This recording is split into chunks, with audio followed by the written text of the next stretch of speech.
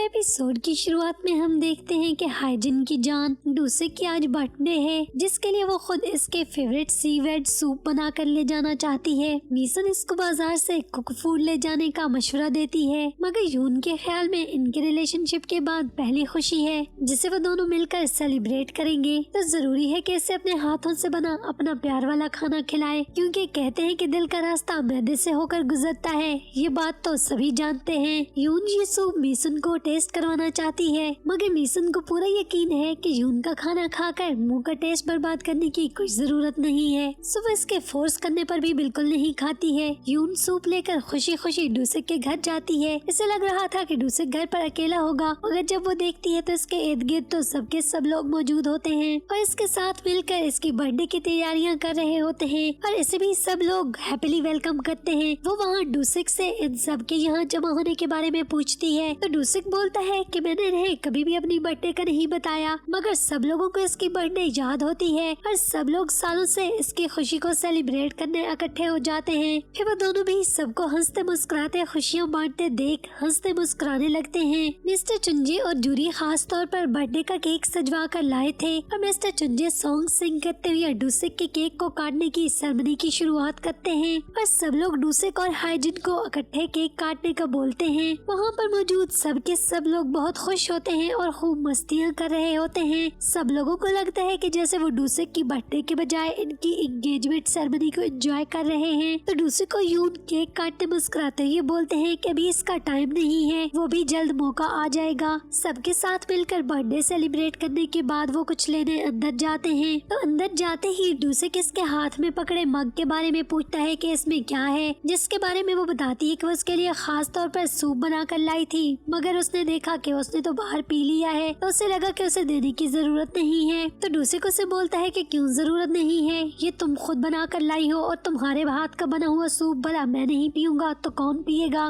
फिर वो उससे सूप लेकर टेस्ट करता है और यून के सूप को पीते ही वो उसकी बेहद तारीफ करता है। मगर वहीं पर हम दूसरी तरफ देखते हैं कि घर पर मौजूद अकेली मीसन जब उसे भूख लगती है वो किचन में जाकर यून के सूप को टेस्ट करती है। तो एज एक्सपेक्टेड जैसे मीसन ने कहा था कि उसके मुंह का टेस्ट खराब ही होगा, तो ऐसा ही होता है। यून के सूप में बहुत ज्यादा नमक डला होता है और मीसन खुद से ये बोलते हुए कि ये तो किसी के भी खाने के काबिल नहीं है वहाँ से चली जाती है। मगर यहाँ पर हम देखते हैं कि डूसिक तो बहुत ही ज्यादा मजे ले लेकर इस सूप को पी रहा होता है। डूसिक को इतने मजे ले लेकर सूप पीते देखकर यून उससे बोलती है कि मुझे भी थोड़ा सा टेस्ट करवाओ, मैंने तो चखा ही नहीं था। तो डूसिक फौरन से उसका हाथ पीछे करते हुए कहता है कि बिल्कुल भी नहीं, खबरदार जो तुमने इसको हाथ लगाया, ये तुम मेरे लिए बना कर लाई थी तो मैं तुम्हें क्यों दूं। तो यून बोलती है कि तुम कह रहे हो बहुत मजे का बना है, तो इसका मतलब कि मैं कुकिंग कर सकती हूँ और मैं तुम्हारे लिए मजे मजे की कुकिंग किया करूंगी। तो डूसिक बोलता है कि हाँ क्यों नहीं, मगर ये सूप मैं तुम्हें बिल्कुल भी नहीं दूंगा। असल में वो यून को ये सूप इसलिए टेस्ट नहीं करवाना चाहता है कि अगर उसने टेस्ट कर लिया तो हर्ट हो जाएगी, ये जानकर के उसने नमक बहुत ज्यादा डाल दिया था और ये भी कि डूसिक उसकी झूठी तारीफ कर रहा था। तभी यून जब इससे टेस्ट करने के लिए मांगती है तो डूसिक इसको देने से इनकार करता है कि ये तुम मेरे लिए बना कर लाई हो तो मैं क्यों वापस करूं, बिल्कुल भी नहीं करूंगा। अब इन दोनों को सूप के लिए लड़ते देखकर अंदर आती मिस हुआ जोंग खामोशी से बाहर चली जाती है कि दोनों डिस्टर्ब न हो और लगे रहे, यही तो दिन है दोनों के।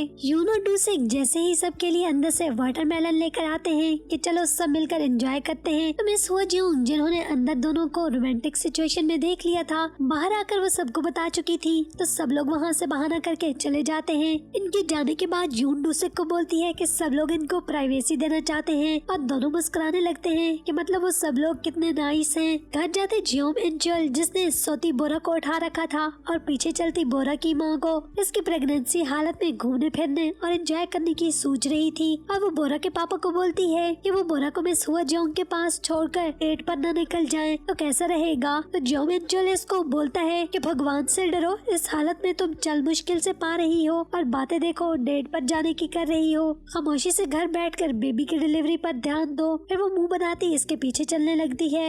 यून डूसिक को सबसे फ्री होने के बाद अंदर जाकर हग करते हुए बर्थडे विश करती है कि आखिरकार वो दोनों फ्री हो गए हैं। फिर यून डूसिक के घर पर इसके लिए तैयार की जाने वाली स्पेशल वाइन देखकर इस पर अपना नाम लिख देती है ताकि इसको कोई और टच भी न कर पाए, और वो 1 साल बाद तैयार होने वाली थी। फिर वो दोनों एक दूसरे से मिलने की बातें करने लगते हैं कि देखो तो भला 1 साल पहले वो कहाँ थे और अब एक दूसरे के साथ हैं। मिस्टर योंगुक के अपने सच जान जान लेने के बाद से दोबारा से इनके दिल में मिस हुआ जोंग के लिए सॉफ्ट कॉर्नर पैदा हो चुका था और वो बहानों से इनको चेकआउट करने इनके रेस्टोरेंट और घर के चक्कर काट रहे थे। और आज भी रेस्टोरेंट पर सफाई करती इन सब के लिए वाटरमेलन और कॉफी लेकर आ गए थे। राइटर वैंग जी-वुन डायरेक्टर दोहा और सेयोंग हायन को छोड़कर किसी और कंपनी के लिए काम करने के लिए जाना चाहती है, जिसके लिए डायरेक्टर दोहा और सेयोंग हायन उसको यहाँ से न जाने के लिए न जाने कब से मना रहे थे। और फिर आखिरकार वैंग जी-वुन के बात न मानने की वजह से सेयोंग ने पिछले कई दिनों से खाना क्विट कर रखा था।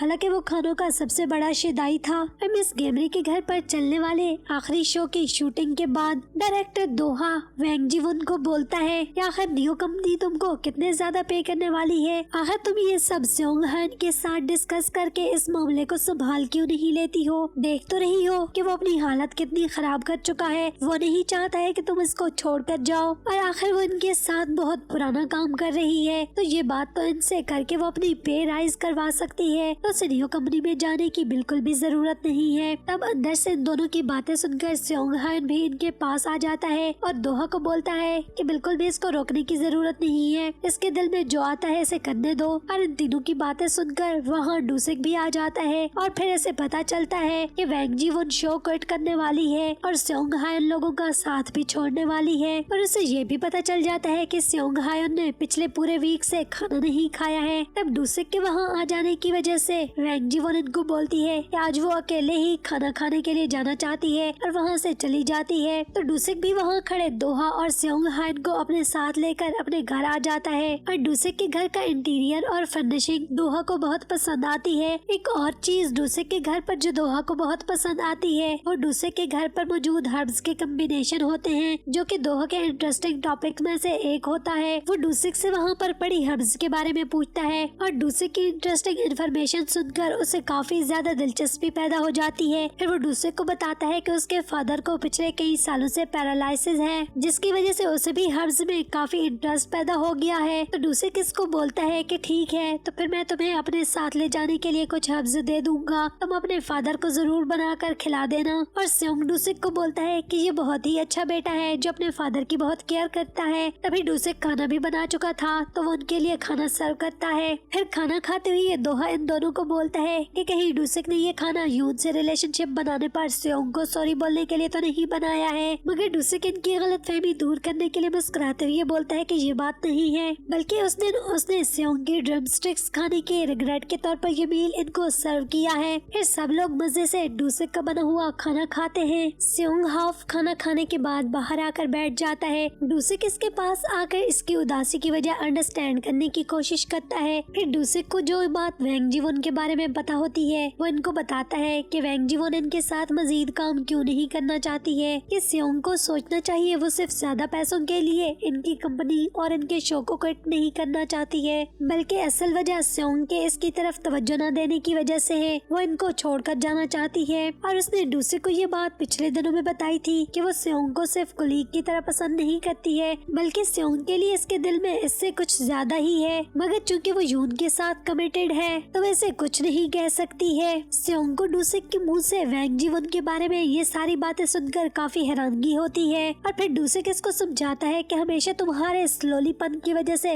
तुम लेट हो जाते हो और इस बार जरा जल्दी कर लेना, इससे पहले कि ट्रेन हाथ से निकल जाए, वरना यून की तरह कहीं इसके जाने पर भी तुम हाथ न मिलते रह जाओ। तो सेयोंग इसको मारता है कि यून का याद दिलाकर मेरे जख्मों पर नमक न छिड़को। जब वो दोनों बातें कर रहे होते हैं और सेयोंग हायन नॉर्मल हो जाता है, तभी अंदर से दोहा भी खाना खत्म करके इनके पास आ जाता है। फिर जब दोहा और सेयोंग हायन वहाँ पर महफिल बनाकर बैठ जाते हैं तो डूसिक इनको घर भेजने वाली कहता है कि भैया मुझे किसी और काम पर भी जाना है, कि तुम लोग अब यहाँ से वापसी का रास्ता पकड़ो। और डूसिक इनको गुड बाय कहते वक्त दोहा को इसके फादर के पैरालिसिस के लिए घर पर मौजूद हर्ब्स गिफ्ट करता है और इनको बोलता है कि मुझे काम पर थोड़ा जल्दी जाना है। तो वो इनको गुड बाय कहकर जल्दी से अंदर चला जाता है और वो दोनों जाते वक्त इसकी काइंडनेस से काफी खुश लग रहे होते हैं कि ये बिल्कुल वैसा ही है जैसा कि हमने सोचा था, बल्कि उससे भी कुछ ज्यादा ही अच्छा है।